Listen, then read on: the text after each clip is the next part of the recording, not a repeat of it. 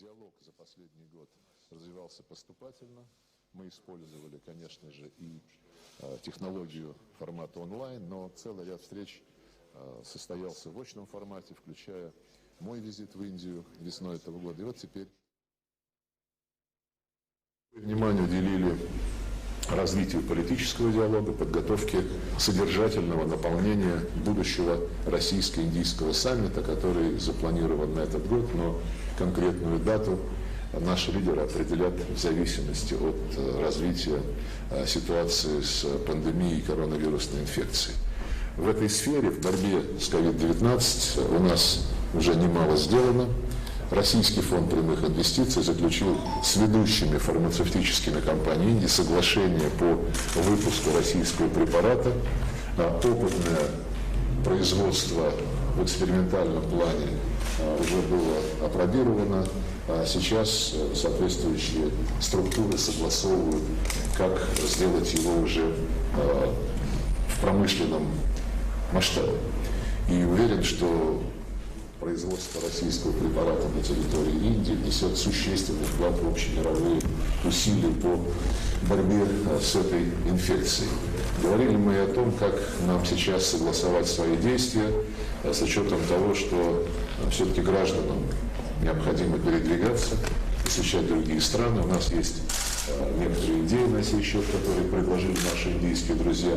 Мы будем над ними работать в предметном плане. Обменялись мнениями о торгово-экономическом сотрудничестве. Эта тема была главной в ходе вчерашней встречи господина министра с заместителем председателя правительства России Юрием Борисовым. Вместе они возглавляют межправительственную комиссию по торгово-экономическому сотрудничеству. И мы ожидаем, что действующие механизмы межправительственной комиссии будут вырабатывать дополнительные меры для стимулирования торгово-экономического и инвестиционного сотрудничества. Хорошим признаком является то, что за первые 4 месяца этого года товарооборот вырос почти на 12%, и эту тенденцию надо всячески укреплять.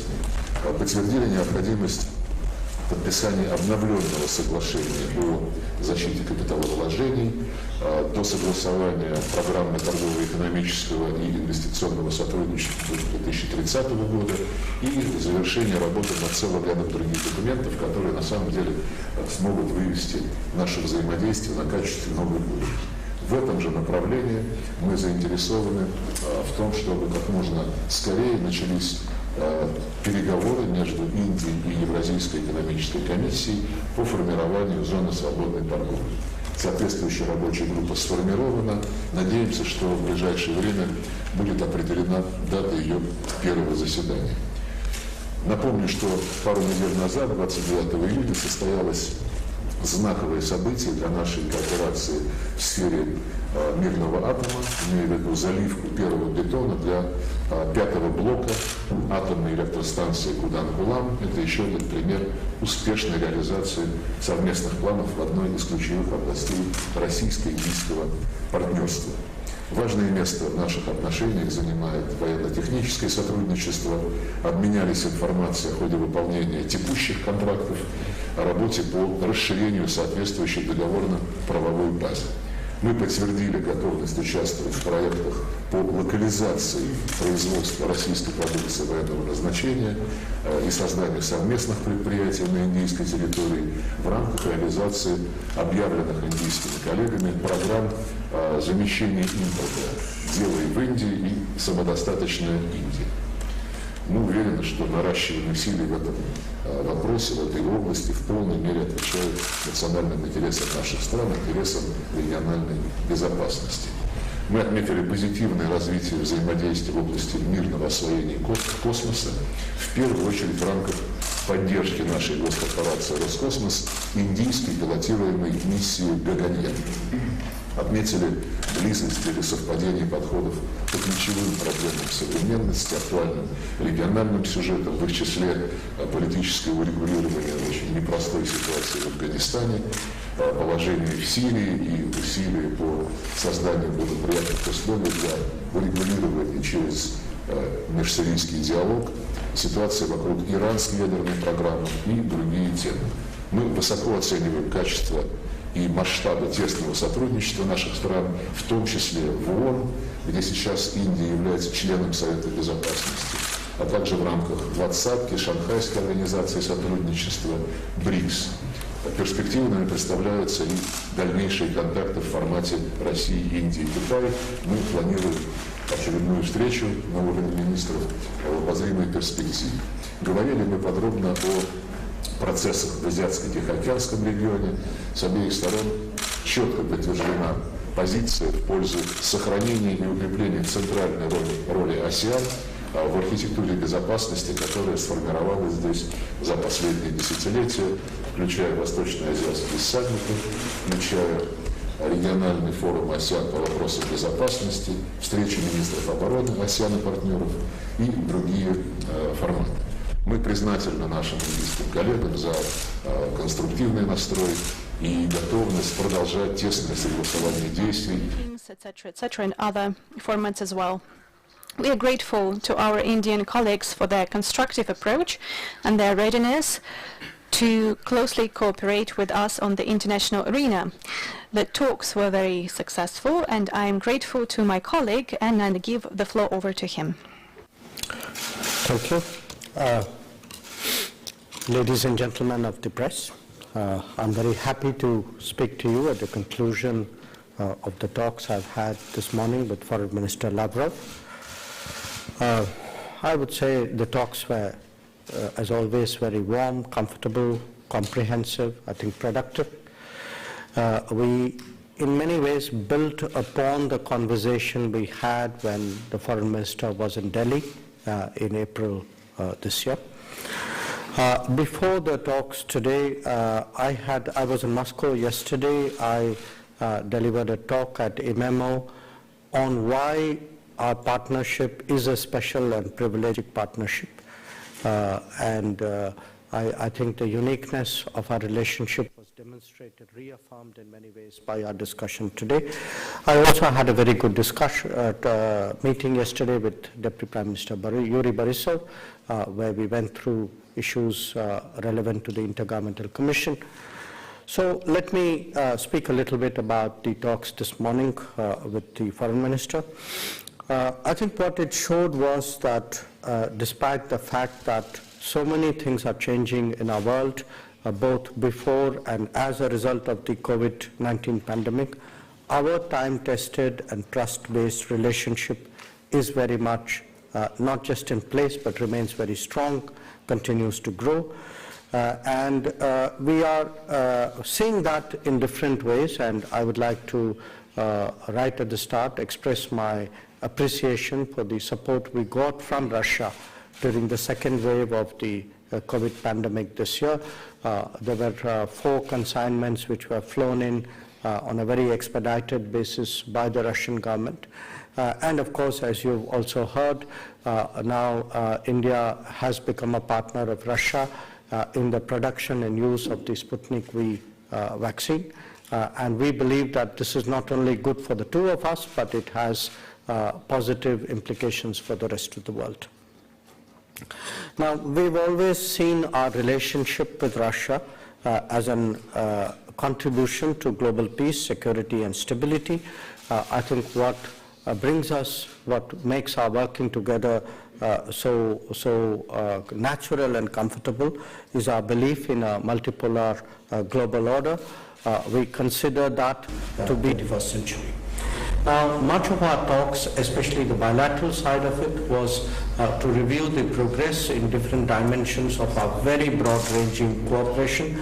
I think Foreign Minister Lavrov has spoken about its different developments there.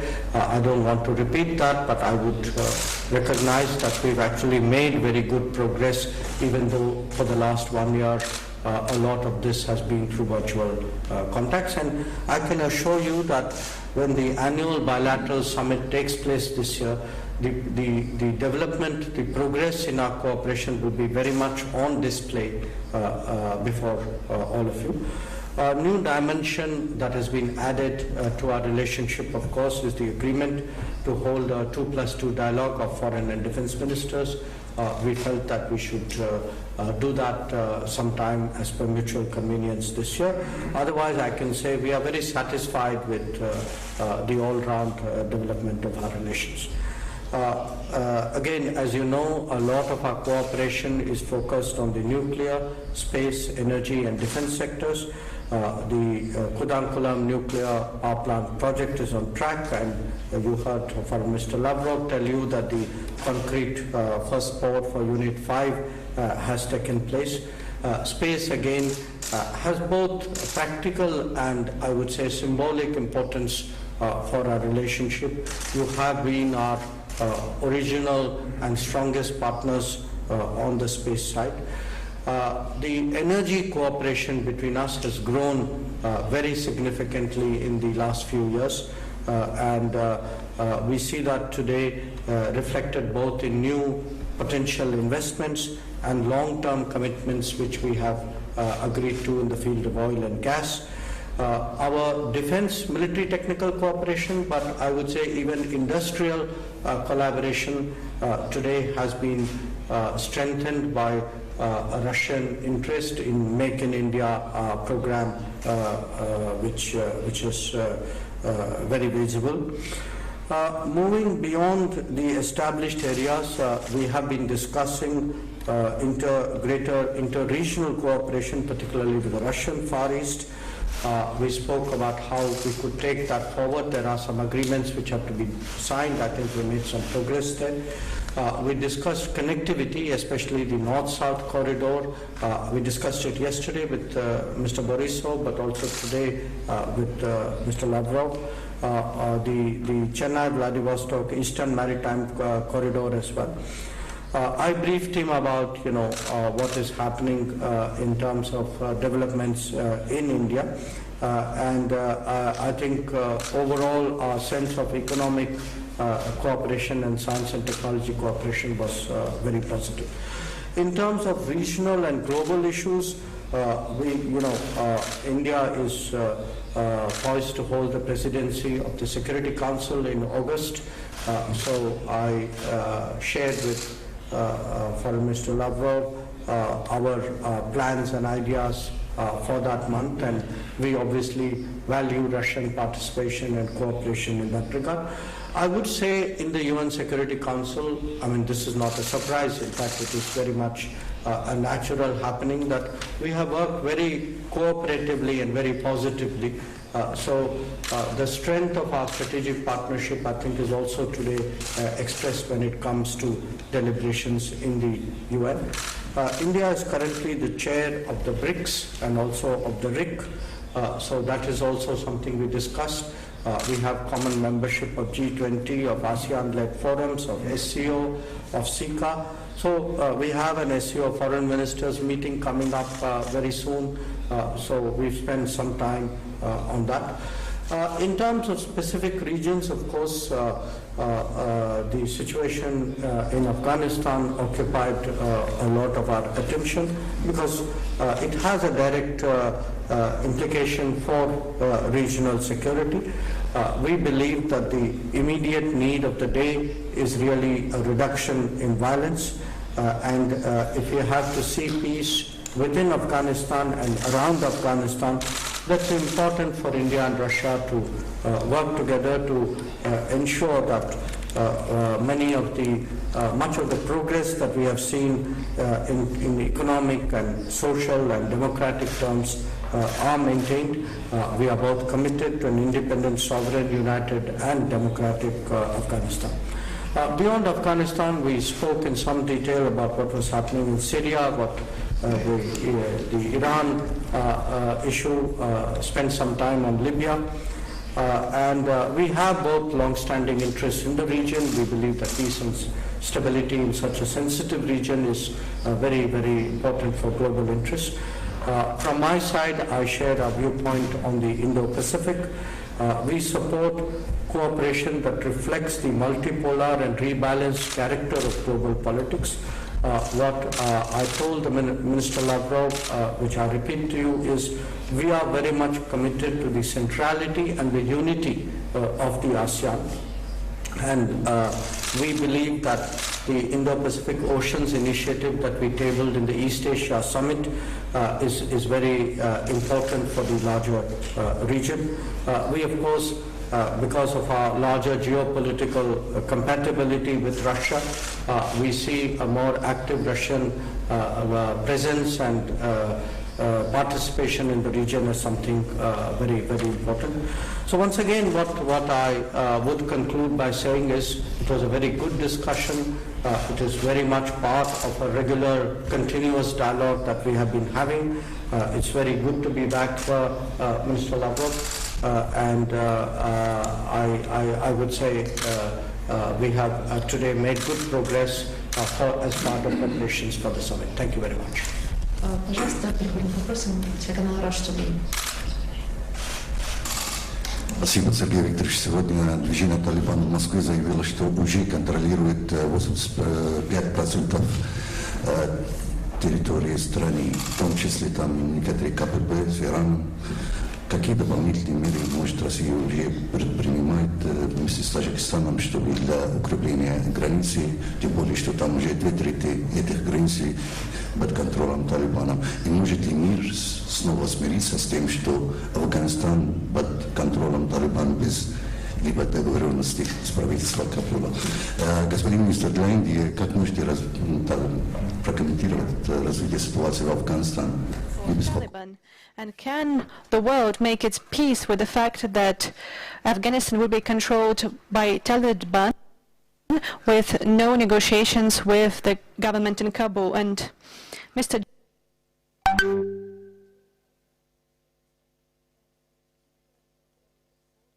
Jaishankar, how can you comment on the development of the situation in Afghanistan? Is India concerned by the current events in Afghanistan? Thank you.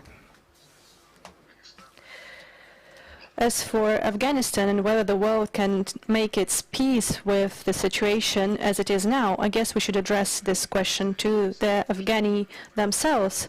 With the mediation of the United States, we have decided on the steps to stabilize the situation, to launch a political process, to reach an agreement on an intermediary period, and finalizing the final parameters for Afghanistan in future.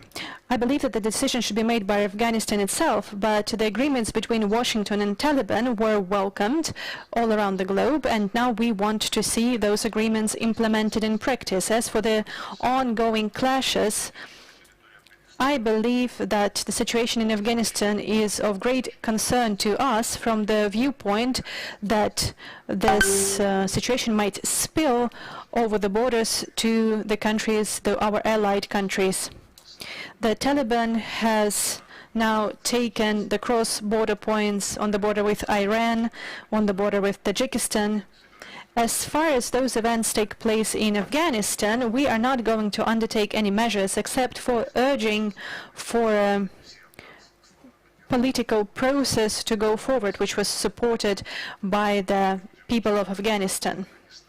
We will discuss Afghanistan next week in Dushanbe, where the ministerial meeting of SCO will take place. We talked about it today, and the contact group SCO Afghanistan meeting will take place. We will hear what our Afghani friends have to say and what are their plans to promote the political process in the country.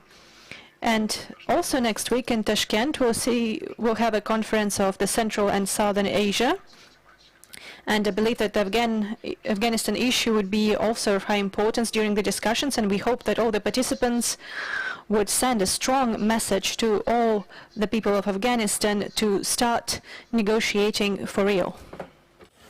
On my part, your question, yes, of course we are concerned at the direction of events in Afghanistan. You know, in many cases when there is volatility in a society, we leave the people of that country to work it out. But Afghanistan is a very different case, because for now more than 30 years there have been international conferences, there have been groups, there have been formats to discuss how to stabilize and bring about peace in Afghanistan. And the reason is because it has proven implications for regional security and regional stability. So the point right now we stress is that we must see a reduction in violence. Violence cannot be the solution for the situation in Afghanistan. And at the end of the day, who governs Afghanistan has a legitimacy aspect to it. I think that is something which cannot and should not be ignored. Times of India. Times of India. In your opening speech, both of you have mentioned about the COVID operation with COVID. So now the new terminology just arrived in the media, it's vaccine diplomacy. How do you both assess the Indo-Russian relationship? What is the new impact on this so-called vaccine diplomacy? Thank you. Я начну тогда. I shall start then. I believe that the relations between Russia and India with regards to uniting efforts in combating the coronavirus infection are indeed exemplary. We are pursuing the goal of protecting our own populations and also taking part in the global efforts to ensure the broadest vaccination rollout possible, especially for developing countries where they do not have the opportunities to organize a vaccination campaign. This is what we were guided by during the recent fora, including discussing this very topic within the G20. As we have already said, we are cooperating in advancing the production of Sputnik V in India. The experimental production of a small number of doses has already taken place, and now the experts are trying to advance and to ensure advance of the processes, production processes, to ensure proper quality. We are prepared to discuss coordinating our efforts with regards to vaccinated people, with regards to vaccine certificates for those who have been vaccinated. I believe that we can reach an agreement in this area, and that would set an example for all the other countries that within the framework of what you called vaccine diplomacy, try to discriminate against certain vaccines such as Russian or Chinese vaccines. We can hear those messages coming from certain countries of the European Union. However, the European Commission itself is interested in cooperating with Russia and other producers of key global vaccines.